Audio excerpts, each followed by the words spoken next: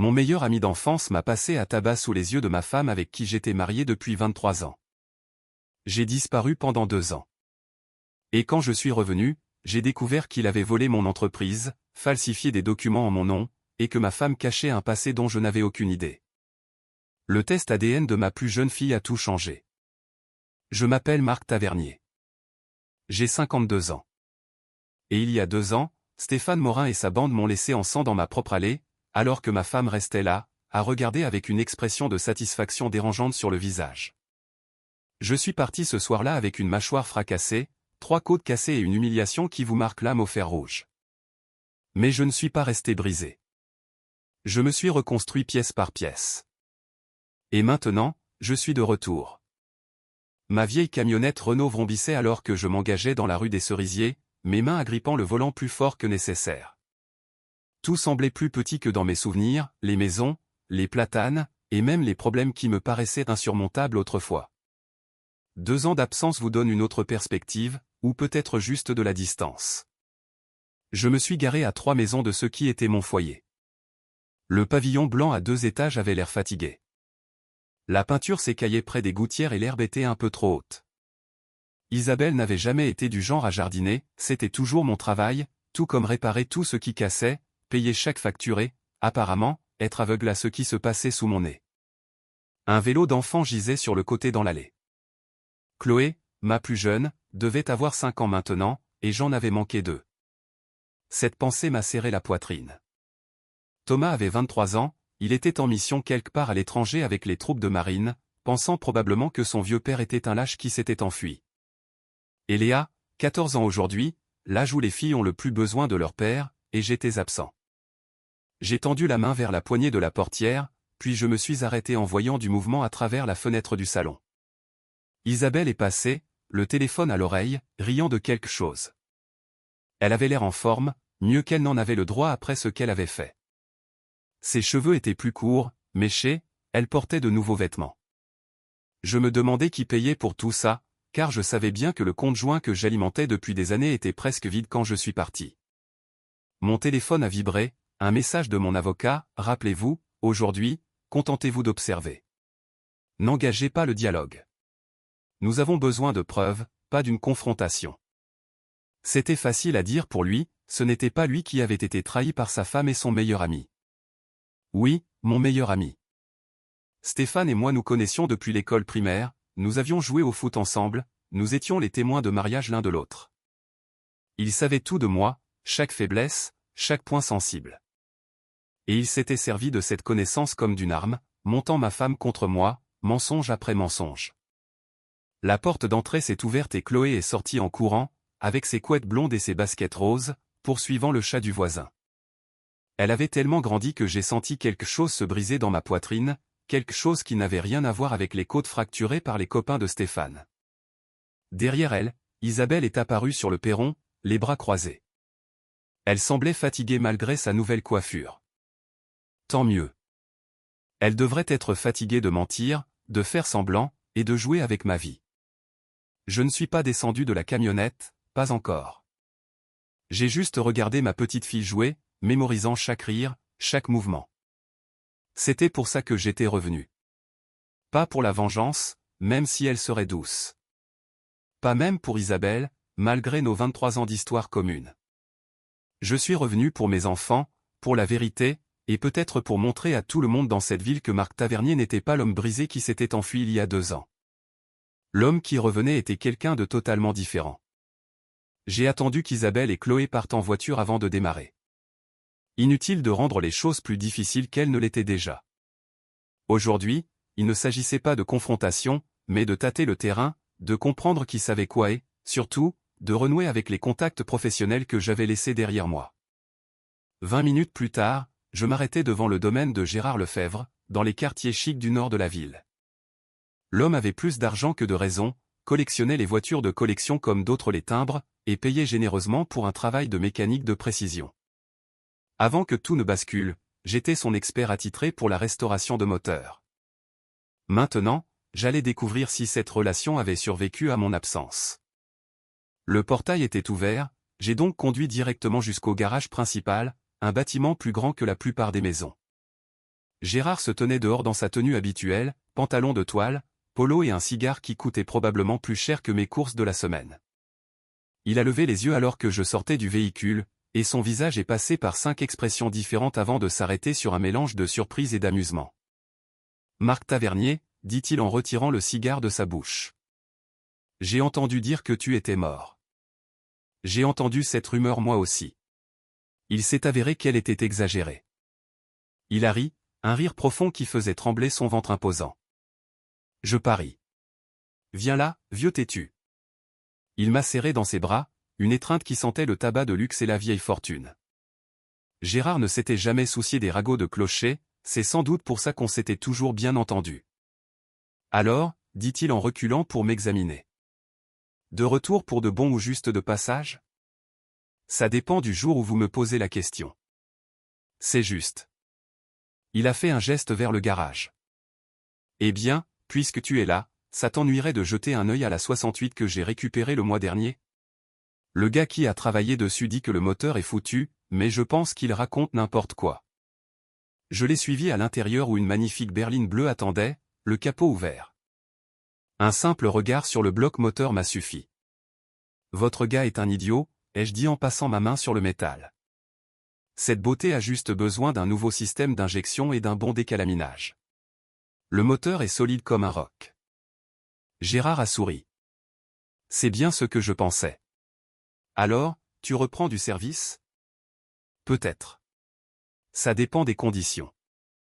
Les conditions sont simples. Tu répares mes voitures, je te paie des sommes indécentes, et je ne pose aucune question sur la raison de ta disparition pendant 2 ans. J'ai croisé son regard. Vous savez déjà pourquoi je suis parti. Son expression s'est assombrie. Oui, j'ai entendu des choses. Stéphane Morin a passé son temps à raconter partout en ville que tu étais devenu fou, que tu l'avais attaqué et qu'il avait dû te maîtriser pour la sécurité de tous. Il a craché ce mot comme s'il avait mauvais goût. Un tissu de mensonges si tu veux mon avis. Je connais Stéphane depuis qu'il était gamin et qu'il volait des enjoliveurs. Il a toujours été un tricheur. Il a dit autre chose ? Juste que tu avais abandonné ta famille, laissé Isabelle sans un sou, et qu'elle avait dû compter sur la gentillesse de ses amis pour s'en sortir. La façon dont il a dit cela montrait clairement ce qu'il pensait de cette version des faits. Bien sûr.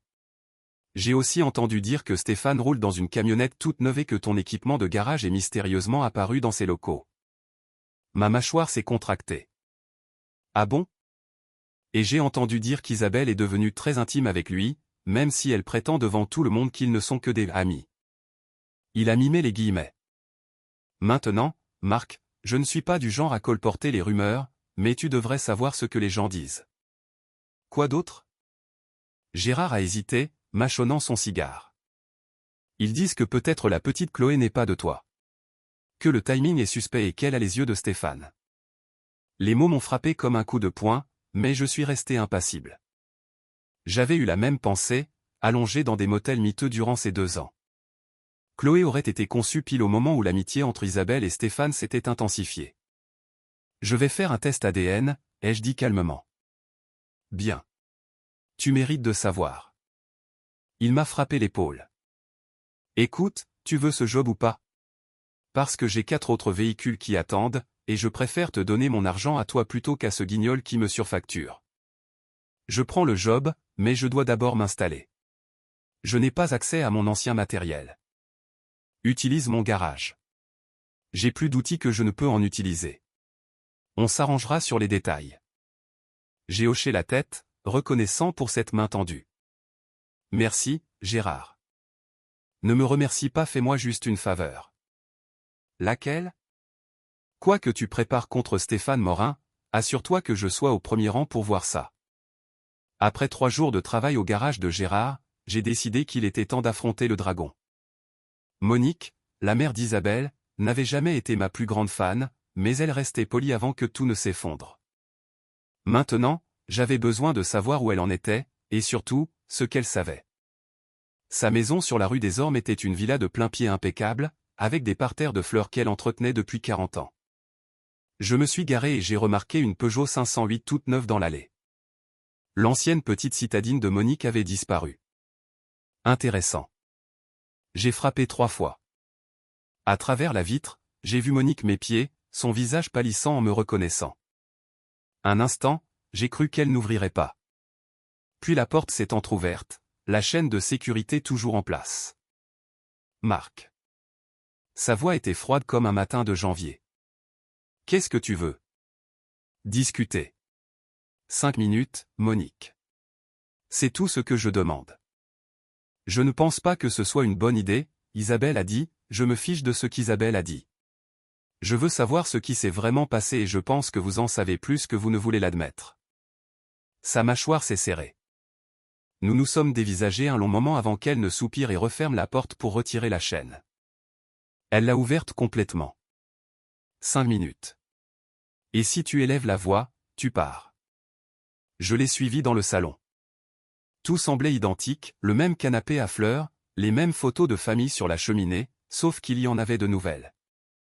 Chloé à différents âges, Léa avec son trophée de danse, mais une absence était notable, Thomas. Et surtout, moi. Chaque photo où je figurais avait été retirée. Belle voiture dans l'allée, ai-je dit en m'installant dans un fauteuil. Une Peugeot haut de gamme, flambant neuve. Ça coûte dans les 40 000 €, non? Le visage de Monique a rougi. Je ne vois pas en quoi ça te regarde. Ça me regarde quand ma belle-mère a soudainement des voitures de luxe qu'elle ne pourrait jamais s'offrir avec sa petite retraite. Laissez-moi deviner, Stéphane l'a payé pour vous. Stéphane a été très généreux avec cette famille pendant que tu étais parti faire Dieu sait quoi. J'étais parti me remettre du passage à tabac que Stéphane et ses potes m'ont infligé. Celui qu'Isabelle a regardé sans rien faire pour m'aider. Les mains de Monique ont tremblé légèrement, mais sa voix est restée ferme. Ce n'est pas ce qu'Isabelle raconte. Elle dit que tu as attaqué Stéphane dans une crise de jalousie et qu'il s'est simplement défendu. Et vous croyez ça? Je crois ma fille. Je me suis penché en avant. Monique, vous me connaissez depuis 25 ans. Vous pensez vraiment que je suis le genre d'homme à attaquer quelqu'un sans provocation? Elle a détourné les yeux. Les gens changent. Oui, c'est vrai. Comme Isabelle qui passe de l'épouse fidèle à celle qui laisse son amant tabasser son mari jusqu'à l'inconscience. J'ai sorti mon téléphone et affiché une photo, mon dossier médical des urgences de cette nuit-là. Mâchoire fracturée, côte cassée, commotion cérébrale. Voilà à quoi ressemble la légitime défense, apparemment. Monique a fixé la photo, son visage devenant livide. Je ne savais pas que c'était aussi grave. Parce qu'Isabelle ne vous l'a pas dit. Quoi d'autre vous a-t-elle caché? Elle est restée silencieuse longtemps. Quand elle a fini par parler, sa voix n'était plus qu'un murmure. Il y a eu d'autres hommes avant Stéphane. J'ai senti mon cœur s'arrêter. Quoi? Je l'ai découvert par accident il y a environ 6 ans. Un homme a appelé à la maison pour elle. Il a dit des choses qui ne laissaient aucun doute sur leur liaison. Quand j'ai confronté Isabelle, elle s'est effondrée. Elle a dit que c'était une erreur, que ça ne signifiait rien. Elle m'a supplié de ne rien te dire. Et vous n'avez rien dit. Tu étais heureux, dit Monique, les larmes aux yeux. Toi et les enfants étiez heureux. Et j'ai pensé que c'était fini. Qu'elle avait compris. Mais il y en a eu un autre il y a 3 ans. Un coach de sa salle de sport. J'ai eu l'impression de recevoir un coup de poing dans le ventre. Combien, Monique? Combien de fois ma femme m'a-t-elle trompé pendant que vous ne disiez rien? Je ne sais pas. J'ai arrêté de demander. Elle a essuyé ses yeux. Je me suis dit que c'était mieux pour les enfants, pour tout le monde, si le mariage restait intact. Mais après ton départ, les choses ont empiré. Stéphane est toujours là, il dépense de l'argent pour elle et les filles. Et Chloé? Qu'en est-il de Chloé? Monique a croisé mon regard, et j'y ai lu de la peur. Isabelle ne me laisse jamais seule avec elle. Elle dit que Chloé a besoin de stabilité, mais je pense Marc, je pense qu'elle a peur que je te dise la vérité. Chloé pourrait ne pas être de toi. Le timing Isabelle voyait déjà Stéphane à l'époque. J'ai essayé de lui poser la question une fois et elle a failli me mettre à la porte.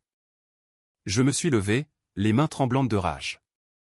Pas contre Monique, mais contre la femme qui avait bâti toute notre vie sur des mensonges. Je vais faire un test ADN.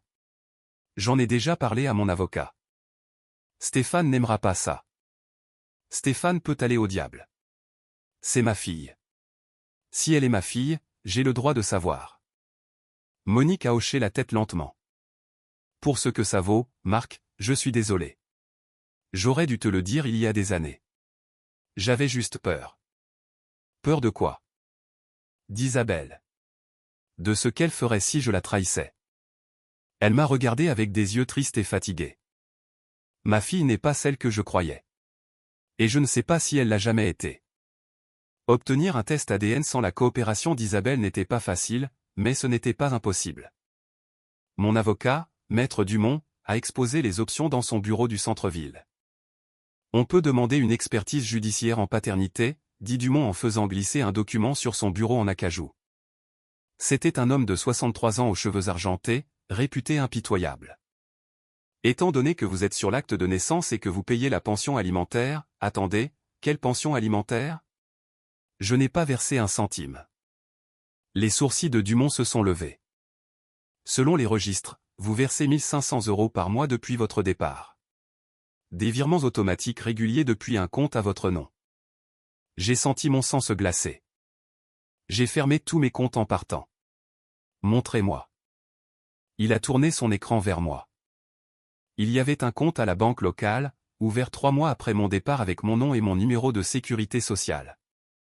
Des dépôts mensuels de 2 000 € suivis de virements de 1 500 € à Isabelle Tavernier libellé pension alimentaire. C'est une fraude, ai-je dit d'une voix serrée. Je n'ai jamais ouvert ce compte. Alors quelqu'un l'a fait en usurpant votre identité. Les dépôts proviennent de la société de carrosserie de Stéphane Morin. Dumont s'est adossé à son fauteuil. Il a envoyé de l'argent à Isabelle via un compte à votre nom pour faire croire que vous remplissiez vos obligations, tout en créant une trace écrite suggérant que vous avez des revenus cachés. Pourquoi ferait-il ça? Parce que si Isabelle décide de vous poursuivre pour plus d'argent, il y a des preuves que vous avez les moyens de payer. Et si vous prétendez ne pas avoir accès à ce compte, vous passez pour quelqu'un qui cache ses actifs. C'est malin, d'une façon sociopathe. Stéphane avait pensé à tout. Il passait pour le héros qui soutenait ma famille tout en préparant ma ruine financière. On peut utiliser ça contre lui? Absolument. Usurpation d'identité, fraude bancaire, et potentiellement blanchiment d'argent. Mais d'abord, réglons la question de la paternité. Il a sorti un autre formulaire. Je dépose la demande demain. Attendez-vous à ce qu'Isabelle se batte bec et ongle. Il avait raison. 3 jours plus tard, j'apprenais qu'Isabelle avait pris un avocat pour s'opposer au test, arguant que j'avais abandonné ma famille et que je n'avais aucun droit de les harceler. Le juge a fixé une audience pour la semaine suivante. Pendant ce temps, je continuais à travailler chez Gérard. La nouvelle s'est répandue vite, Marc Tavernier était de retour et il faisait du bon boulot. Mon carnet de rendez-vous se remplissait. Un jeudi après-midi, alors que je travaillais sous un utilitaire, j'ai entendu des pas. Je suis sorti de sous le camion pour trouver Léa, 14 ans. « Salut, papa » dit-elle d'une voix incertaine. Je me suis levé doucement en essuyant la graisse sur mes mains. « Léa, est-ce que ta mère sait que tu es là? » Non. Je lui ai dit que j'allais à la bibliothèque. Elle s'est mordu la lèvre. On doit parler. Je lui ai fait signe d'entrer dans le petit bureau de Gérard. Nous nous sommes assis l'un en face de l'autre. Léa a fixé ses mains avant de parler.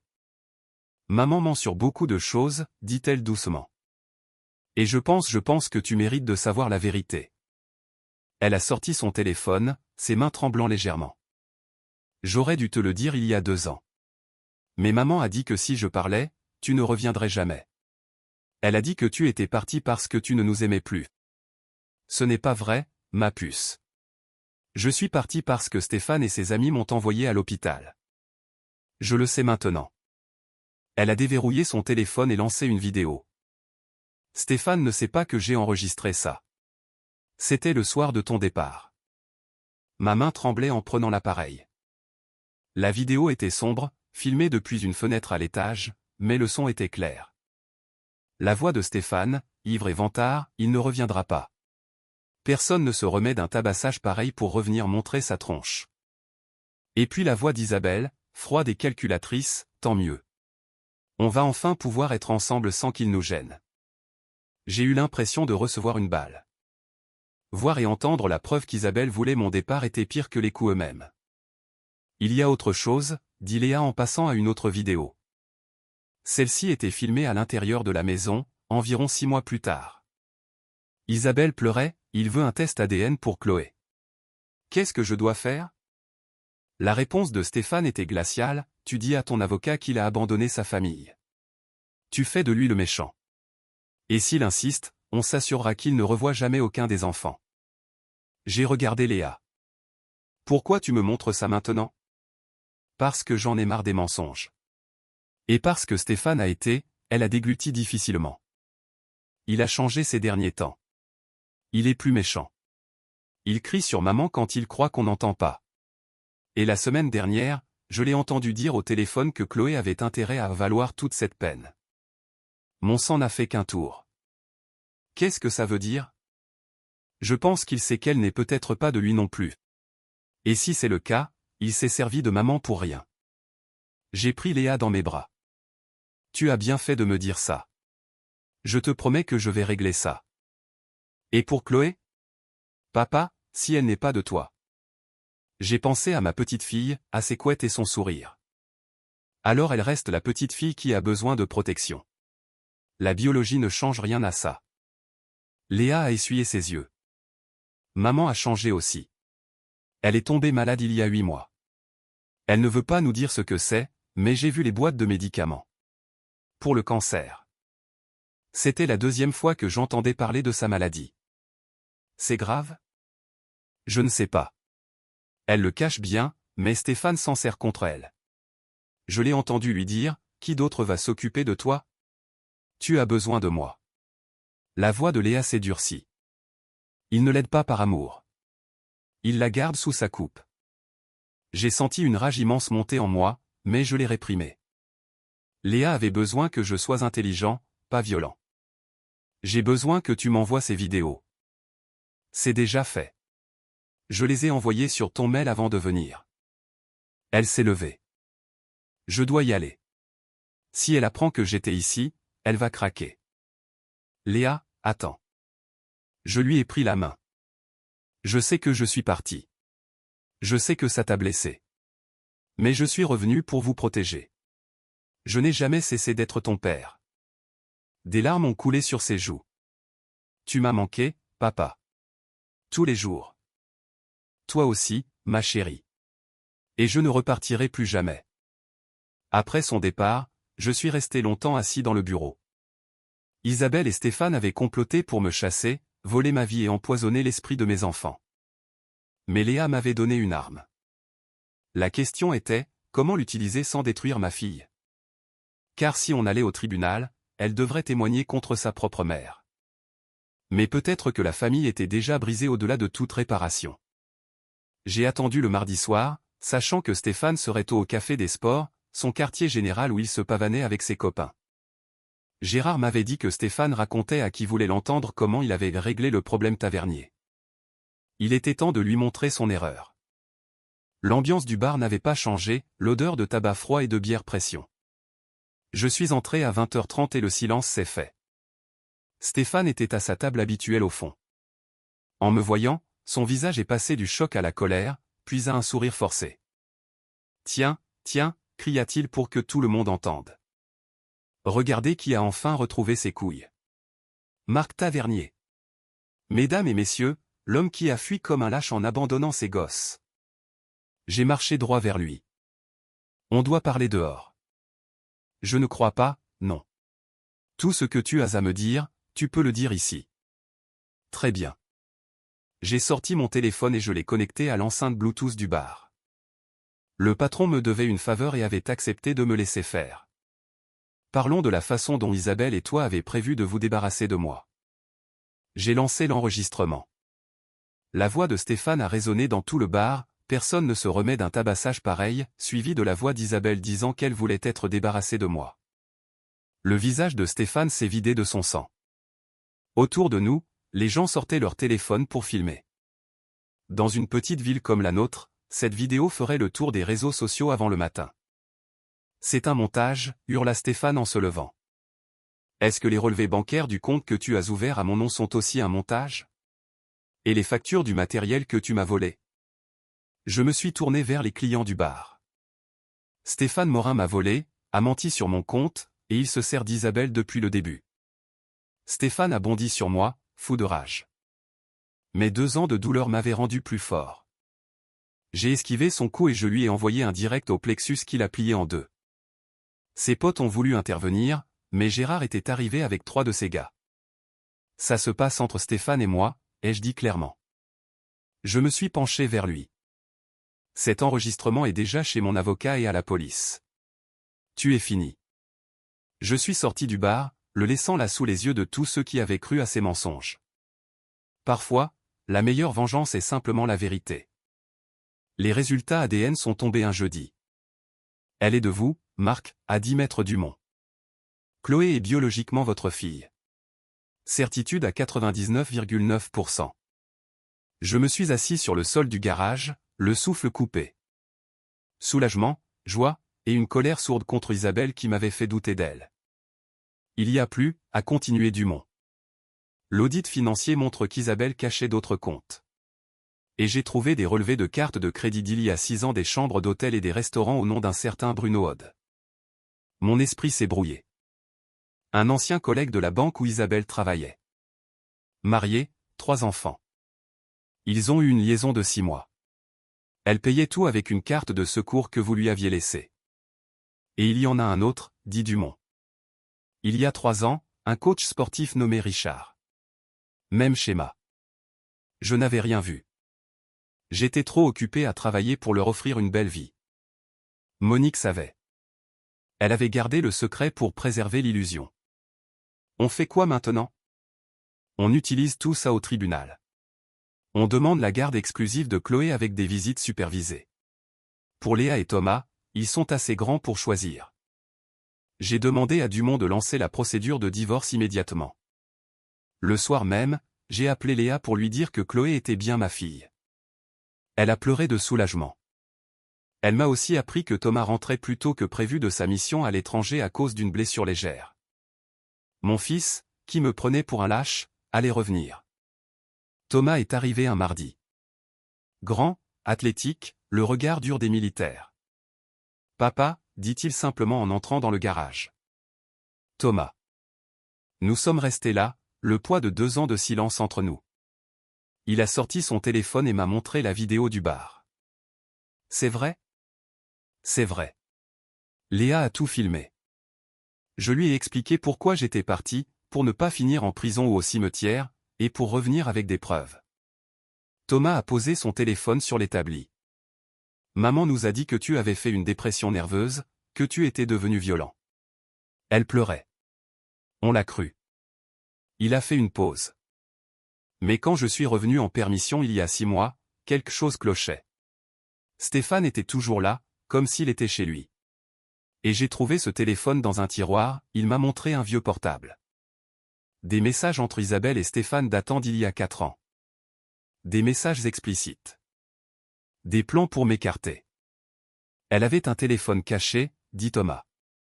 J'ai compris que mon père n'était pas le monstre qu'on nous avait décrit. J'ai senti un poids s'enlever de mes épaules. Merci, fils. Ne me remercie pas. On va régler ça ensemble. 3 semaines après le retour de Thomas, Isabelle a débarqué au garage. Elle avait l'air épuisée, terriblement amaigrie. Le traitement contre le cancer la rongeait. Marc, on peut parler? Qu'est-ce que tu veux? Je te propose un arrangement. Pour éviter de détruire les enfants. On reste mariés sur le papier. On vit sous le même toit pour les apparences. Tu as la garde, tu décides de tout, je ne m'oppose à rien. Mais on garde une façade unie pour la ville. Pas de divorce sale, pas de scandale. Je l'ai regardé, choqué.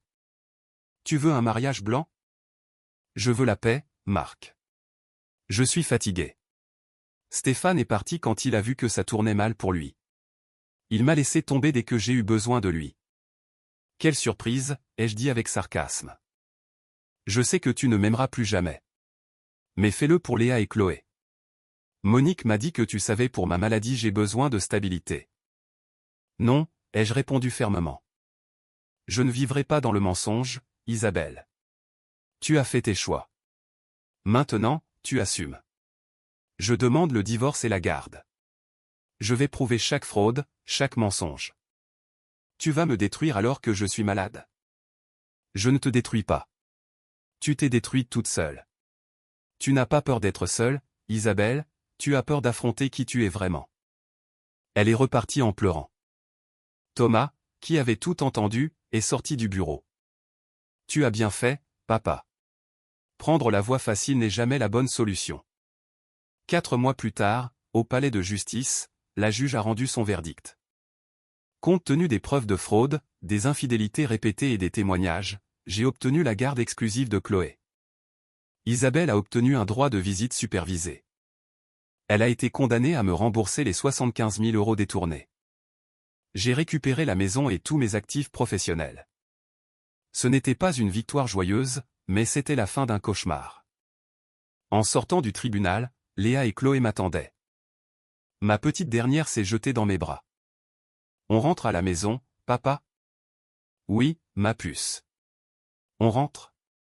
La maison nous a semblé différente ce soir-là. Plus légère.